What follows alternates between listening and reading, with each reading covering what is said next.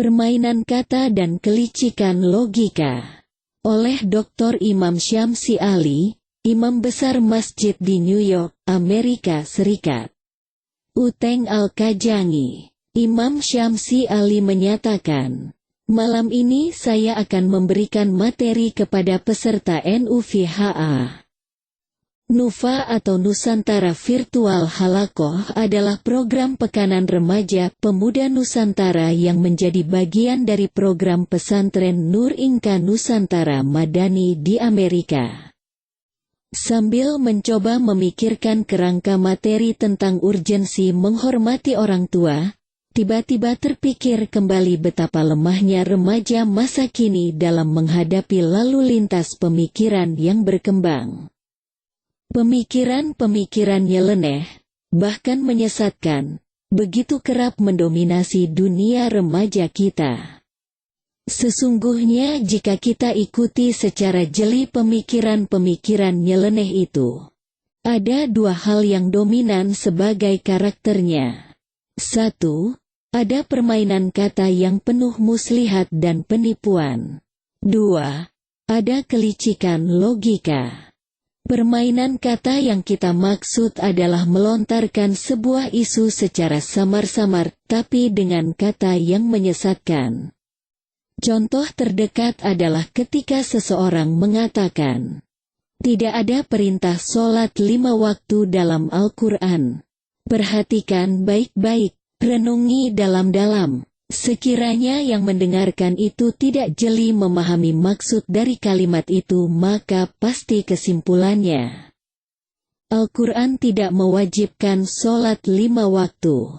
Walaupun kalimatnya seperti tadi, tidak ada perintah sholat 5 waktu dalam Al-Quran. Disinilah anak-anak remaja dan pemuda kita akan merasa tidak terlalu penting untuk menjalankan sholat 5 waktu. Toh Al-Quran tidak mewajibkan. Sungguh komunikasi yang sangat misleading alias menyesatkan. Contoh lain permainan kata-kata yang menyesatkan adalah, saya Muslim tapi saya tidak yakin dengan syariah. Sebenarnya ini permainan kata untuk membangun rasa fobia, takut, bahkan kebencian kepada aturan-aturan yang diajarkan Islam. Dengan kata-kata yang memang sering dipakai sebagai ekspresi fobia, itu orang akan berasumsi bahwa syariah itu adalah bengis, keras, inhumane, tidak manusiawi, bahkan berbahaya. Sementara logika yang licik juga sering didemonstrasikan untuk mengelabui bahkan menyesatkan banyak umat dan remaja, pemuda Muslim khususnya. Kelicikan logika ini seringkali didemonstrasikan seolah akal sehat, pemikiran rasional, wawasan luas, dan seterusnya. Ketika kemudian ada pendapat paradoks darinya, maka serta-merta akan dituduh sebagai pemikiran irasional dan wawasan sempit. Contoh dari logika licik itu adalah ketika seseorang mengutip hadits Rasul. Barang siapa yang akhir kalamnya la ilaha illallah maka dia masuk surga. Permainan logika kemudian dipakai dengan mengatakan secara tidak jujur bahwa Islam itu mementingkan bekerja, bahkan berjuang atau berdarah-darah dalam bahasa orang tersebut. Dan bukan hanya kata seperti pada hadits itu. Permainan logika nan licik ini sangat berbahaya. 1. Karena dengan pikiran yang sederhana orang akan berkata jika hadits itu tidak benar. 2.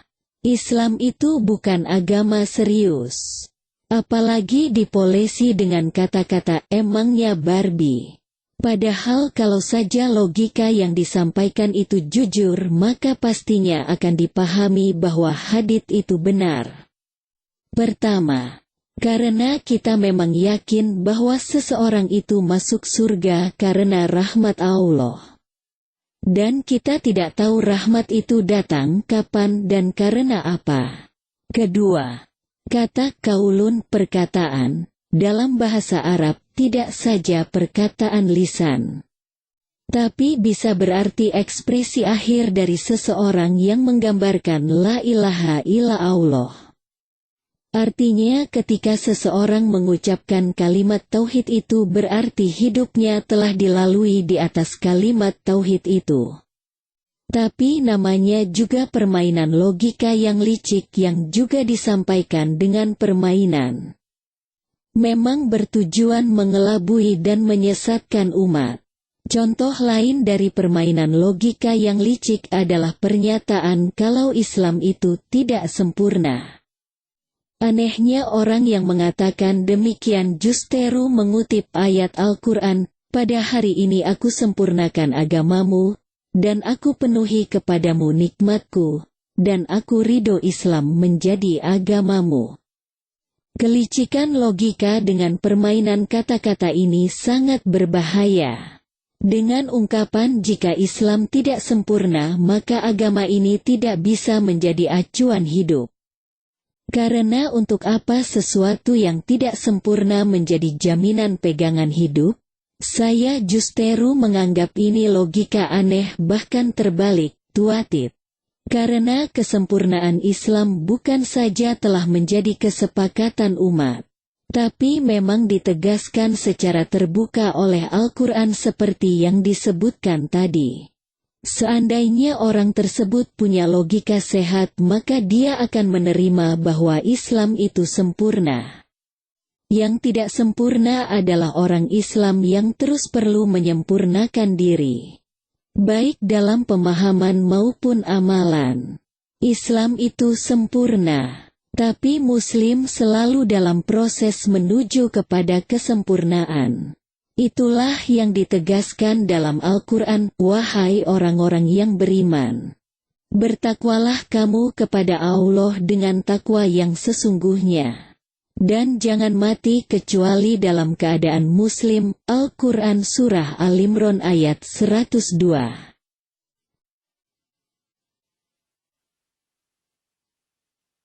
Bismillahirrahmanirrahim. Alhamdulillahi Rabbil Alamin. Ar-Rahmanir-Rahim. Maliki Yawmiddin. Iyyaka na'budu wa iyyaka nasta'in. اهدنا الصراط المستقيم صراط الذين أنعمت عليهم غير المغضوب عليهم ولا الضالين